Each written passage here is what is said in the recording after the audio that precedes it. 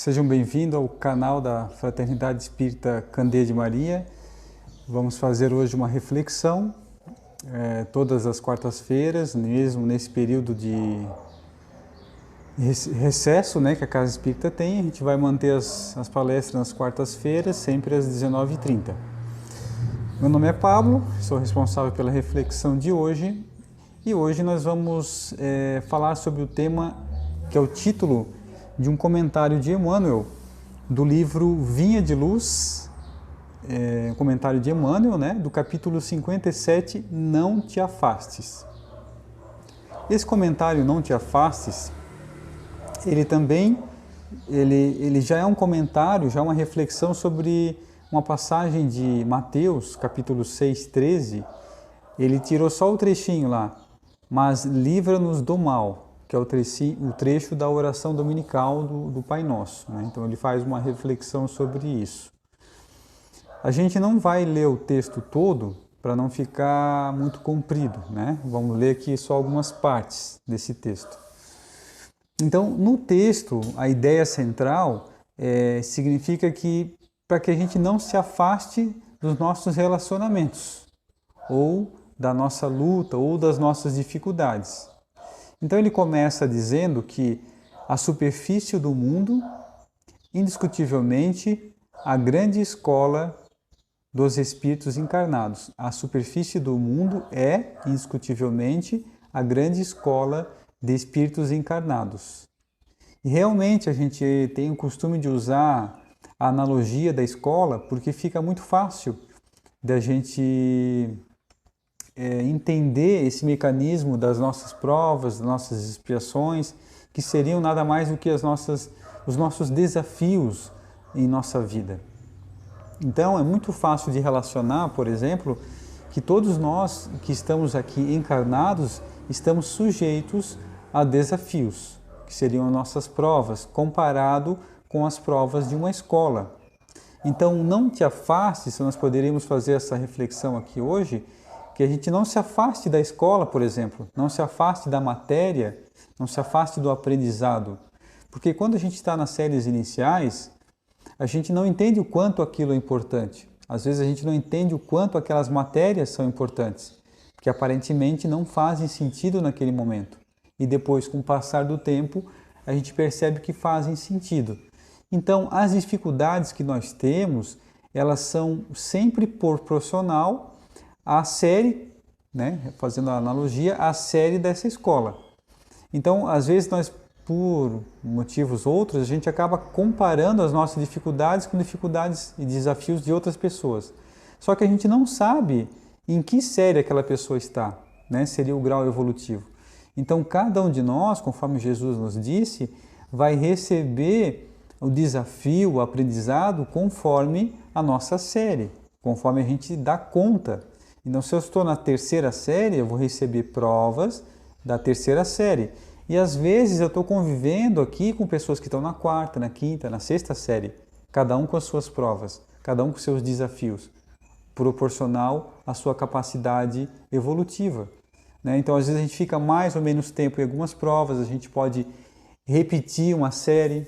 Então, a doutrina espírita ela vai nos dizer que nós não podemos regredir, mas podemos estagnar por um tempo. E aí a gente só vai para frente. Na escola também, da mesma forma. Se a gente não está conseguindo, se a gente está se afastando das provas e desviando, a gente tem que repeti-las até que a gente consiga fazer. Para ver como que Deus é bom, Deus é perfeito. Ele sempre vai nos dar a oportunidade de fazer de novo as provas.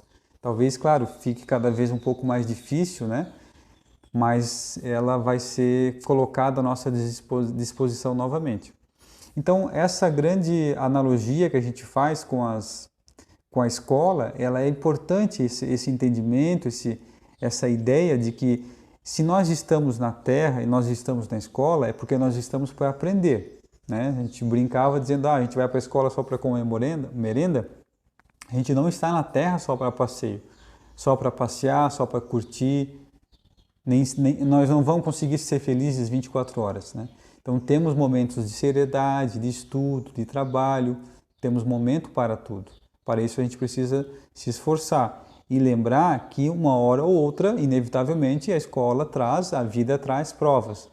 Quem que fica melhor na prova? Quem se prepara mais, quem estuda, quem se esforça, quem tenta entender qual é a estrutura dessa escola, aonde essas matérias, o que essas matérias, né, o que esses desafios querem nos ensinar. Não entender isso como castigo, mas sim como aprendizado, que são muito importantes para o nosso espírito. Pensando nisso, como escola, a gente não pode fugir do ensinamento, fugir da lição, porque senão a gente não aprende. Ninguém sabe sem aprender, Emmanuel traz nesse texto. Quer dizer, a gente realmente só aprende alguma coisa quando a gente passa por ela. Por isso a gente precisa reencarnar, por isso a gente precisa nascer de novo, conviver com as pessoas de novo. Muitas daqui a gente não tinha muita afinidade, agora nós vamos ter que desenvolver essa afinidade. Pessoas da nossa família, do nosso convívio. Então esses são os nossos desafios necessários. E a gente só aprende convivendo, né? A gente não vai aprender isolado. É uma lei. Então, no Evangelho segundo o Espiritismo, ele tem lá, no capítulo 17, Sede perfeitos, o homem no mundo. E uma parte desse texto chama muita atenção. Ele vai dizer assim, uma parte, né? Não julgueis, todavia, exortando-vos incessantemente a prece e a vocação mental, pretendamos vivai uma vida mística. Quer dizer, eu me aproximar, me conhecer uma religião, me aproximar da religião, fazer prece, não me isenta das provas. Eu ser amigo do professor, eu conhecer o diretor, eu estar estudando naquela escola há muito tempo, não me isenta das provas. O mesmo acontece na Terra. Eu tendo uma religião ou não tendo, eu fazendo prece ou não fazendo, é claro que facilita, ajuda, mas todos estamos imersos às mesmas leis, às mesmas séries, à mesma evolução.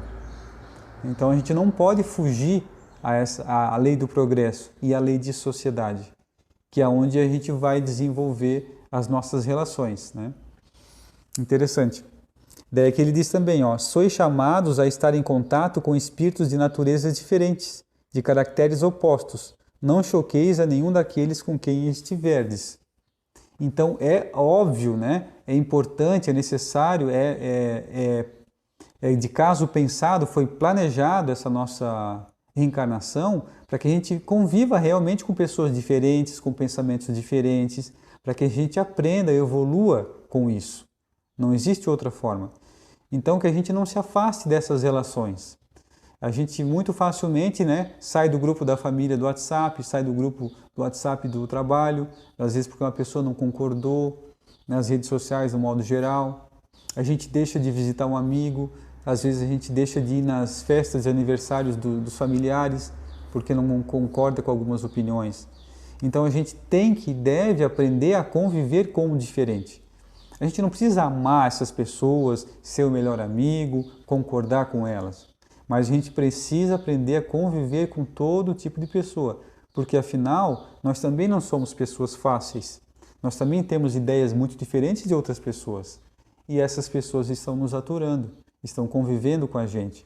Então o que precisa ter o respeito, tolerância, compreensão em todas as atividades. Então eu não posso deixar de viver, de estudar, de passar pelas provas, de evoluir, porque eu só evoluo em sociedade, porque eu não concordo com as ideias, né? É importante. Então aqui no Evangelho, né, o homem do mundo, a gente tem essa reflexão. Também tenho aqui, eu trouxe uma questão do Livro dos Espíritos, que a gente pode linkar, que seria importante também, a necessidade da vida social. Na questão 766, a vida social está em a natureza? Allan Kardec pergunta aos espíritos, né? Isso está na parte terceira das leis morais. E os espíritos respondem, olha que legal. Certamente, Deus fez o homem para viver em sociedade. Não lhe deu inutilmente a palavra e todas as outras faculdades necessárias à vida de relação. Então, se nós temos essa faculdade, é porque nós precisamos e devemos interagir, não isolar. Então, às vezes eu me acho muito sábio em um assunto e não quero conversar com ninguém porque eu imagino que as pessoas não sabem falar sobre esse assunto. Ou não quero aprender sobre outros assuntos, né? Então eu estou sendo egoísta. Também, no livro dos médiuns, há também um motivo de um afastamento, um possível motivo, que a gente pode dizer que também, às vezes, pode ser um caso de obsessão. A doutrina espírita, ela estuda aqui, categoriza, Allan Kardec, né, nos estudos dele, Comunicação com os Espíritos, a obsessão de 3 tipos: a simples, a fascinação e a subjugação, que são níveis de obsessão, onde a gente tem a interferência mais aprofundada ou menos de espíritos, irmãos nossos ainda que tem algo contra nós, né? Então, em especial falando da fascinação, no trecho do Livro dos Médiuns, no capítulo 23, ele fala o seguinte: por isso mesmo, o que o fascinador mais teme são as pessoas que veem claro. Daí o consistir a sua tática quase sempre em inspirar a seu intérprete o afastamento de quem quer que ele possa abrir os olhos. Por esse meio, evitando toda contradição, fica certo de ter sempre razão. Então, quando a gente quer ter sempre razão, tem algo errado, né? Então, nesse tipo de obsessão, na fascinação, o espírito que está fascinando, ele vai tentar nos afastar de lugares, de grupos, de pessoas que vão nos mostrar a realidade.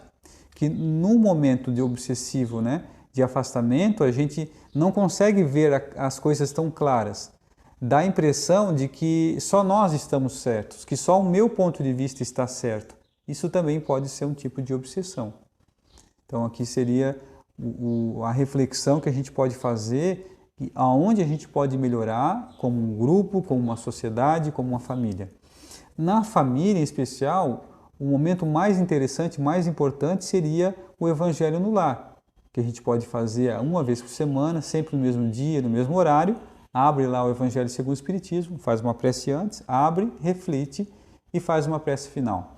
Ali nesse momento, a gente está fazendo uma harmonização da família.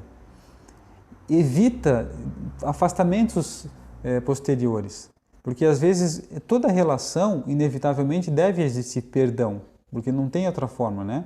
Então, numa casa onde moram 2, 3, 4 pessoas, vão existir esses momentos. E no momento do Evangelho no Lar, é o momento que a gente coloca as ideias em ordem, as notícias, esclarece algumas coisas, né? Antes de que a pessoa fique magoada, já troca essa informação, reflete a mensagem de Jesus ali, né? E consegue colocar as coisas às claras, para que não fique mágoa. Tem uma história que eu lembro sempre. Um vizinho queria pedir um martelo emprestado para o vizinho, né? E só que era muito cedo, 7 da manhã, ele pensou, eu vou lá pedir um martelo mais tarde, senão vou acordar o vizinho. Aí deu 10 da manhã, ele pensou, vai que o vizinho está tomando café, né? E aí pensou meio-dia, não, meio-dia vai atrapalhar o almoço, e assim foi durante o dia. Chegou no final do dia, ele bateu lá no vizinho, sabe aquele martelo? Também não quero mais.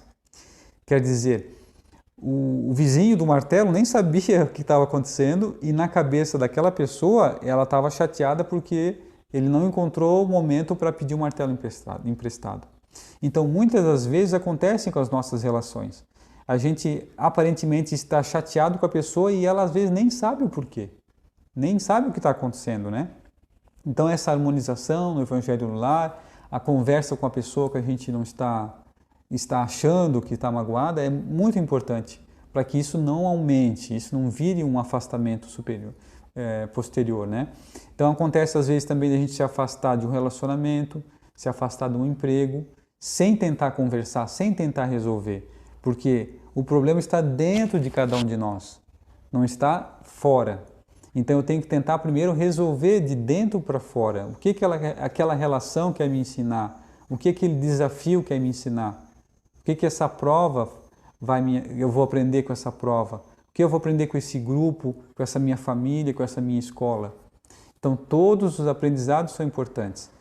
E aí, finalizando, Jesus, ele quis dizer assim, né, no texto de Emmanuel, olha, estimam sobretudo a oração, mas repetindo as sublimes palavras da prece dominical. Ouvidam que Jesus rogou ao Senhor, nos liberte do mal, mas não pediu o afastamento da luta. Então a gente às vezes repete o Pai Nosso sem pensar muito, sem raciocinar. Então Jesus está dizendo para livrar do mal, mas não diz que é para tirar as provas, que são necessárias ao aprendizado. Como somos ainda crianças espirituais, é como uma criança em casa. A gente tem que deixar ela, quando ela vai aprender a andar, ela dá uma caidinha, levanta, cai, bota a mão numa coisa quente, vê que é quente. Esse é o aprendizado dela, esse é o desafio dela. Ela vai aprender a andar de bicicleta, ela cai as primeiras vezes. Então, por que Deus deixa a gente cair? É o aprendizado, é o desafio, é na experiência encarnada que a gente vai aprender. Então, é essa mensagem final, que todos tenhamos fé, muita esperança nesses tempos, que a gente continue perseverando nas nossas relações, que a gente não se afaste de nossas atividades, a gente persevere e aprenda com aquela atividade, aprenda com aquela relação. Então era essa a mensagem, meus amigos, obrigado pela atenção e até a próxima palestra.